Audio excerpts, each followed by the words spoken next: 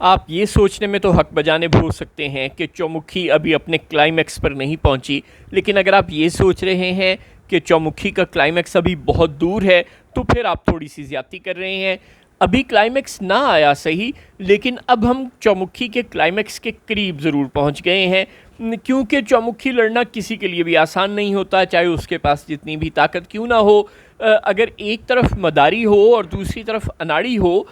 تو مداری جیت جائے تو یہ کوئی بڑی بات نہیں، لیکن اگر مداری کی اپنی صفوں میں پھوٹ پڑ جائے اور اس کا کانفیڈنس اس کے غرور میں بدل جائے اور اسے یہ لگے کہ دنیا کی کوئی طاقت اسے شکست دے ہی نہیں سکتی اور وہ اندازوں پر اپنا محل تعمیر کرتا چلا جائے،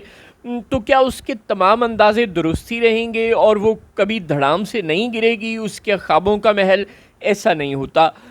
کبھی نہ کبھی خوابوں کے محل نے دھڑام سے نیچے گرنا ہی ہوتا ہے، اور اندازوں پر جب آپ اتنی بڑی عمارت تعمیر کر رہے ہوں اور اتنی لمبی پلاننگ کر رہے ہوں تو ایونچولی آپ کی جو عمارت ہے اس نے کہیں نہ کہیں سے اس میں شگاف پڑنا ہی ہوتا ہے، کہیں نہ کہیں سے اس کی دیوار ٹیڑھی ہونی ہی ہوتی ہے، اور یہی اس وقت اہل قوت کے ساتھ اور ان کے اتحادیوں کے ساتھ ہو رہا ہے۔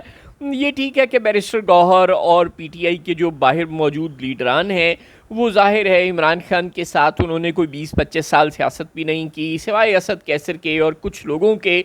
بڑی تعداد اس وقت جو پی ٹی آئی کو ٹیک اوور کیے ہے وہ ہیں جو عمران خان کے جیل میں جانے کے بعد منظر پر آئے ہیں، اور ان میں اتنی طاقت نہیں ہے، یہ ڈرتے ہیں، بزدل لوگ ہیں۔ بیرسٹر گوہر صاحب فرماتے ہیں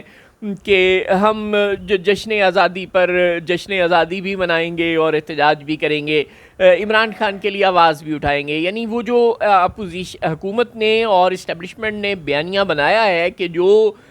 جشن آزادی پر احتجاج کرے گا وہ غدار ہوگا، تو بیرسٹر گوہر صاحب اس بیانیے سے ڈرے ہوئے ہیں۔ جو انہوں نے یہ جو نئے فیصلوں کی لہر آئی ہے اور عالیہ حمزہ کو اور بہت سے لوگوں کو 14 اگست کے احتجاج سے پہلے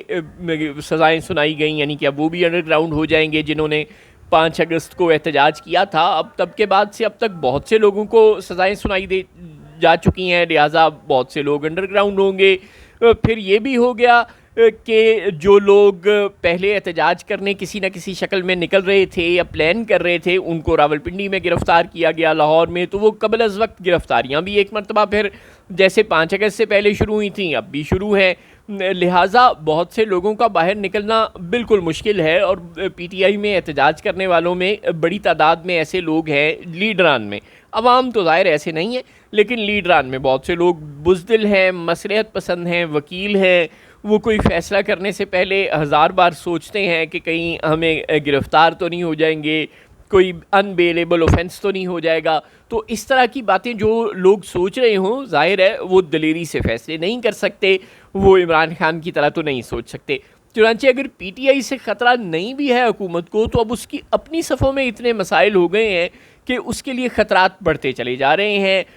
زیارت میں ایک اسسٹنٹ کمشنر اپنے بیٹے سمیت اغوا ہو جاتے ہیں اور حکومت اتنی بے بس ہے کہ اسے پتہ بھی نہیں لگ رہا کہ کن لوگوں نے انہیں اغوا کیا اور وہ کہاں لے گئے۔ اب وہ اسسٹنٹ کمشنر ہیں، کوئی مذاق نہیں ہے، لیکن سرکار کہہ رہی ہے کہ جناب ہم اتنے کروڑ روپے انعام دیں گے اگر کوئی ہمیں صرف یہ بتا دے کہ یہ اسسٹنٹ کمشنر کو کہاں لے کر گئے ہیں۔ اگر یہ والی صورتحال ہو، اور باجوڑ میں اور قبائلی علاقوں میں، دیگر قبائلی علاقوں میں ہم دیکھ رہے ہیں کہ ڈرون حملے کر رہے ہیں دہشت گرد، اور وہ مقامی آبادی جو پہلے کہہ رہی تھی کہ نہیں ہم یہاں سے نہیں نکلیں گے، ہم اپنے گھر بار نہیں چھوڑ کے جائیں گے، اب وہ دل برداشتہ ہو کر خود ہی نقل مکانی کرتے جا رہے ہیں۔ اور ابھی اگرچہ یہ خبریں ہیں کہ نقل مکانی کی رفتار سست ہے اور نقل مکانی ود ان دی ایریا ہی ہے، یعنی لوگ شمالی باجوڑ سے نکل کے جنوبی باجوڑ میں یا وزیرستان کے ایک حصے سے نکل کے دوسرے حصے میں جا رہے ہیں، لیکن وہ صرف امن کی تلاش کر رہے ہیں کہ اچھا اس علاقے میں مسئلہ ہے اور اس علاقے میں نہیں ہے، لیکن ایونچولی شاید یہ ہجرت پھر بڑی تیز ہو جائے اور لوگ نکلنے پر مجبور ہو جائیں، کیونکہ افغانستان سے دراندازی صبح دوپہر شام جاری ہے، انڈیا کی اسپانسرشپ بھی صبح دوپہر شام جاری ہے، اور حکومت کے جو کنٹرول ہے اس سے چیزیں باہر ہو گئی ہیں۔ جو وہ عمران خان اور وہ جو جنرل صاحب تھے آئی ایس آئی والے، ان پر الزام لگا کر اور جنرل باجوہ پر الزام لگا کر پرسکون ہو جاتے تھے کہ جی یہ لوگ لے آئے واپس طالبان کو اب انہیں ریئلائز ہو رہا ہے کہ افغان حکومت کے بہت سے لوگ ان سے ناراض ہیں اور انڈیا کے ہاتھوں میں کھیل رہے ہیں، اور انڈیا نے جو 10 مئی کی جنگ پاکستان سے ہاری ہے، اب وہ اس کا بدلہ افغانستان کے ذریعے سے وہاں پہ لوگوں کو ہائر کر کے پیسے دے کر یہاں لڑا کر رہا ہے۔ اور شاید افغان حکومت بھی یہ سوچ رہی ہے کہ اچھا اب ہمارے ملک میں تو امن ہو گیا، کوئی جنگ ونگ ہے نہیں، کوئی متحارب گروہ نہیں ہے۔ آپ کو یاد ہوگا جب طالبان کی ماضی میں حکومت 10 سال رہی ہے افغانستان پر، امریکہ کے 9/11 والے اٹیک سے پہلے، تو اس زمانے میں پورے افغانستان پر طالبان کا کنٹرول نہیں تھا۔ وہ شمالی اتحاد کے بھی کچھ علاقے تھے، وہ احمد شاہ مسعود اور وہ سب لوگ ابھی ان میں کوئی جان مان باقی تھی، اور انہوں نے کچھ نہ کچھ علاقوں پہ قبضہ کیا ہوا تھا، کسی نے ہرات پر اور کسی نے وہ جو ازبکستان تاجکستان کے بارڈر کے ساتھ بہت سے ازبک تاجک موجود تھے وہاں پر، اور وہ ابھی افغانستان کے جو طالبان ہیں ان کے پاس 100% افغانستان کا قبضہ نہیں تھا۔ لیکن اب بالکل مختلف صورتحال ہے، اب نہ وہاں امریکی فوج ہے، نہ وہاں کوئی شمالی اتحاد ہے، اب پورے علاقے پر افغانستان کا قبضہ ہے، تو اب افغانستان میں سکون ہے۔ لہٰذا وہ طالبان جنہیں سوائے بندوق اٹھانے اور لڑنے کے کچھ نہیں آتا تھا، اب وہاں کی حکومت کے لیے وہ زیادہ سوٹیبل یا موزوں یا ضروری نہیں رہ گئے۔ لہٰذا وہ بھی یہ چاہتے ہیں کہ اچھا یہ کسی جگہ باہر ہی دفع ہو جائے، جس طرح ہم چاہتے ہیں نا کہ یہ جو طالبان ہیں یہ واپس افغانستان چلے جائیں، لیکن ان کو کچھ آتا تو ہے نہیں سوائے بندوق چلانے کے، اور وہ اب افغانستان میں تعمیر نو کا مرحلہ ہے۔ اب بندوق چلانے والوں کی تو ضرورت نہیں ہے، اب تو پلانرز کی ضرورت ہے، کنسٹرکٹرز کی ضرورت ہے، بلڈرز کی ضرورت ہے، ایجوکیشنسٹ کی ضرورت ہے، پالیسی میکرز کی ضرورت ہے، ایڈمنسٹریٹو ایکسپرٹس کی ضرورت ہے، ڈپلومیٹس کی ضرورت ہے، اکانومسٹ کی ضرورت ہے۔ اب تو ظاہر ہے انہی لوگوں نے افغانستان کا نظام چلانا ہے۔ چنانچہ اب وہ جو لوگ صرف بندوق اٹھا کے گولیاں چلانے، قتل و غارت کرنا جانتے تھے، جنہیں مرسنیز کے طور پر کبھی امریکہ نے اور کبھی طالبان نے ہائر کیے رکھا، اب وہ وہاں پر تو غیر ضروری ہو گئے ہیں، irrelevant ہو گئے ہیں۔ چنانچہ اب انڈیا انہیں پیسے دے کر پاکستان بھیج رہا ہے، اور افغانستان کے بہت سے لوگ بھی جو حکومت میں شامل ہیں وہ بھی یہی چاہتے ہیں کہ اچھا یہ کسی طرح پاکستانی آ جائے تو بہتر ہے۔ چنانچہ یہاں پر حکومت کے لیے جو چیلنجز ہیں وہ عمران خان فیکٹر سے باہر نکلنے کے سوچنے کے ہیں، لیکن وہ اس سے باہر آ نہیں رہے۔ ٹرمپ سے ملاقاتیں چل رہی ہیں، امریکہ میں دورے چل رہے ہیں، انہیں یہ سمجھ ہی نہیں آ رہی کہ پاکستان کے اندر مسائل کتنے بگڑ چکے ہیں۔ بلوچستان میں آپ مجید بریگیڈ کو دہشت گرد تنظیم امریکہ سے قرار دلوا کر بہت خوش ہو رہے ہیں، بڑی اچھی بات ہے، آپ نے امریکہ سے دہشت گرد قرار دلوا دیا تو اب UN سے بھی دہشت گرد قرار دلوانے میں آپ کا جو راہ میں رکاوٹ ہے وہ سمجھے دور ہو گئی، کیونکہ اکیلا امریکہ ہی تھا جس نے ویٹو کرنا تھا، وہ بھی نہیں کرے گا، تو جب امریکہ نہیں کرے گا تو پھر کوئی بھی نہیں کرے گا۔ لیکن مسئلے کا حل تو اس طرح نہیں نہ ہوگا، جب تک آپ بلوچوں کے ساتھ بیٹھ کر ڈائیلاگ نہیں کریں گے، جب تک آپ عورتوں بچوں کو گرفتار کرنے کی روش نہیں چھوڑیں گے، جب تک آپ لوگوں کو لاپتہ کرنے کی روش نہیں چھوڑیں گے، جب تک آپ مقامی آبادی کے ریسورسز پر ان کے حق کو تسلیم نہیں کریں گے، وہاں پرابلم موجود رہے گا۔ افغانستان میں جو خیبر پختونخوا ہے وہاں طالبان کا مسئلہ ہے، دہشت گرد باہر سے آ رہے ہیں، بلوچستان میں اندر کے لوگ ناراض ہیں، دونوں کے بالکل جو دہشت گردی کے سرکمسٹانسز ہیں، وجوہات ہیں، وہ بالکل الگ الگ ہیں، دونوں کو سیاسی طور پر اور فوجی طور پر دونوں طرح سے حل کرنے کی ضرورت ہے۔ اس کے لیے صوبائی حکومتوں کو، مرکزی حکومت کو، اسٹیبلشمنٹ کو مل بیٹھنے کی ضرورت ہے، مقامی آبادی کو انگیج کرنے کی ضرورت ہے، سب کو مل کر کسی مشترکہ فیصلے پر پہنچنے اور پھر اس کو مکمل طاقت کے ساتھ امپلیمنٹ کرنے کی ضرورت ہے۔ ہم بار بار کہتے ہیں کہ ایک فیصلہ کرنا پڑے گا، مرحلہ بیچ کا نہیں ہوتا، عشق ہوتا ہے یا نہیں ہوتا، باطل دوئی پسند ہے، حق لا شریک ہے، میانہ روی حق و باطل نہ کر قبول، تو یہ بات ہمیں کرنی پڑے گی۔ ہم کبھی ہارڈ اسٹیٹ بن جاتے ہیں، کبھی سافٹ اسٹیٹ بن جاتے ہیں، کبھی جرگے لے کر جا رہے ہوتے ہیں، مذاکرات کر رہے ہوتے ہیں، کبھی بندوق اٹھا رہے ہوتے ہیں، تو یہ درمیان کی کارروائیاں نہیں چلیں گی۔ ایک طرف سے دہشت گرد ڈرون اٹیک کر رہے ہیں سابق قبائلی علاقہ فاٹا پر، اور دوسری طرف سے سرکار گن شپ ہیلی کاپٹروں کے ساتھ بمباری کر رہی ہے دہشت گردوں کے ٹھکانوں پر۔ اس میں کولیٹرل ڈیمیج بھی ہوتا ہے اور عام سویلین بھی مرتے ہیں۔ جب وہ مرتے ہیں تو انہیں غصہ چڑھتا ہے اور ان کے خاندان والے ریاست کے خلاف بندوق اٹھاتے ہیں، اور پھر بدامنی کا ایک نہ ختم ہونے والا ویشیس سائیکل شروع ہو جاتا ہے جو کسی کے کنٹرول میں نہیں رہتا۔ چنانچہ جب تک آپ سیاسی طور پر اور فوجی طور پر اور مقامی طور پر ایک مشترکہ حکمت عملی نہیں بنائیں گے آپ اس مسئلے سے نہیں ڈیل کر سکیں گے. لیکن آپ کو تو اس وقت ایک ہی مسئلہ درپیش ہے کہ کسی طرح عمران خان اور تحریک انصاف کے خطرے کو فکس کیا جائے. یہی آپ کی بقا کا اور آپ کے سروائیول کا خطرہ ہے. آپ سب لوگ صرف عمران خان سے ڈیل کرنے میں مصروف ہیں. پی ٹی آئی کی قیادت بزدل ہے, کمزور ہے, اس کے ہاتھ پاؤں باندھ دیے گئے ہیں, عدالتیں خرید لی گئی ہیں, بالکل بکاؤ قسم کے منصفین ہیں.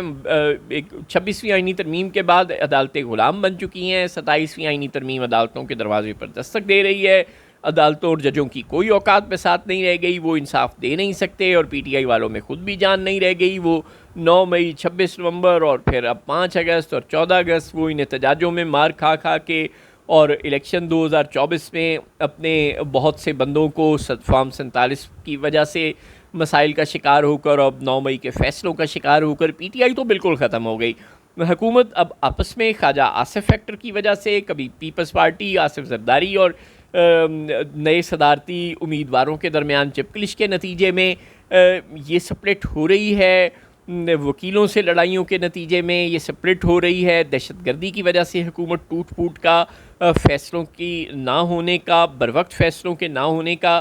شکار ہے. شہباز شریف ایک پپٹ ہیں, ان کے پاس فیصلوں کا اختیار نہیں ہے. جنرل عاصم منیر کبھی امریکہ جاتے ہیں, کبھی چین جاتے ہیں, وہ بزی ہیں. کبھی انہیں انڈیا کے ساتھ جنگ لڑنی پڑتی ہے, کبھی وہ ڈپلومیٹک محاذ پر پاکستان کی قیادت کر رہے ہو. یعنی کہ اصل میں سیاسی حکمران تو پاکستان کے جنرل عاصم منیر ہیں, سارے کام تو وہ کر رہے ہیں, چاہے امریکہ میں مذاکرات ہوں, چاہے کہیں ترکمانستان آذربائیجان جانا ہو, چاہے سعودی عرب جانا ہو, چاہے یو اے ای جانا ہو, چاہے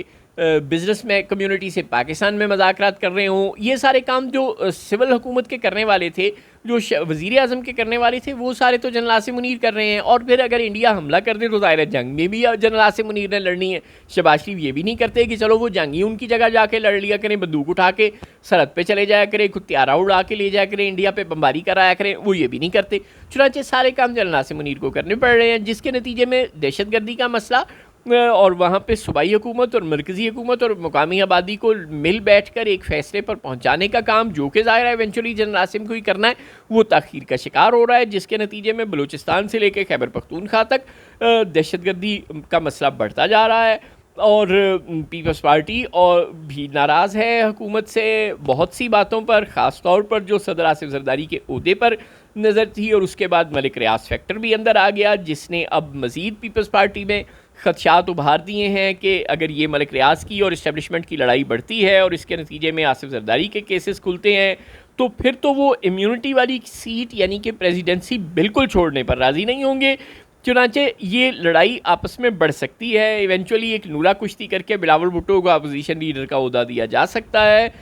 یہ سارے کھیل تماشے بہت زیادہ ہونے والے ہیں آئندہ آنے والے دنوں میں. اور اس کھیل تماشوں کے درمیان کہیں نہ کہیں کوئی خواجہ آصف, کوئی بلاول بھٹو بغاوت پر اتر سکتا ہے, کوئی نواز شریف بغاوت پر اتر سکتا ہے. اور انڈیا, امریکہ, بہت سے لوگ پاکستان کے جو بظاہر دوست اور بظاہر دشمن ہیں, وہ کوئی غلط حرکت بھی کر سکتے ہیں. اس ساری صورتحال کو کنٹرول کرنا ڈپلومیٹک فرنٹ پر اور اندرونی فرنٹ پر ہمارے لیے آسان نہیں ہے. ہمیں چاہیے تو یہ تھا کہ اس وقت ہم انڈیا امریکہ کی جنگ کا فائدہ اٹھا کر پاکستان کے چاول انڈیا امریکہ کو ایکسپورٹ کرنے کی کوشش کرتے, پاکستان کی آم انڈیا کو ایکسپورٹ کرنے کی کوشش کرتے, پاکستان سے جو ٹیکسٹائل ہے اور دیگر پروڈکٹس ہیں, خاص طور پر جو آئی ٹی کی پروڈکٹس ہیں, وہ فروخت کرنے کی کوشش کرتے. لیکن ہم اس وقت دہشت گردی سے لے کے عمران خان اور پی ٹی آئی فیکٹر سے لڑائی تک اتنے محاذوں پر اور آپس میں عدالتوں کو فتح کرنے اور پاور گریب کرنے کے لیے 27ویں اور 28ویں ترمیمیں کرنے میں اتنے مصروف ہیں کہ ہمیں انڈیا کے خلاف اور امریکہ کی دوستی کے ماحول سے فائدہ اٹھانے کی بھی فرصت نہیں ہے. چنانچہ اتنی جانب ہم لڑائیاں لڑنے میں مصروف ہیں کہ ایونچولی اس لڑائیوں کے درمیان حکومت کا کولیپس کرنا اور پی ٹی آئی فیکٹر کے ان ایکٹیو ہونے کے باوجود حکومت کا آپس میں ہی اندرونی مسائل سے ہی اور دہشت گردی کے مسائل سے ہی لڑ کے تھک جانا اور نڈھال ہو جانا بالکل اب اظہر من الشمس نظر آ رہا ہے.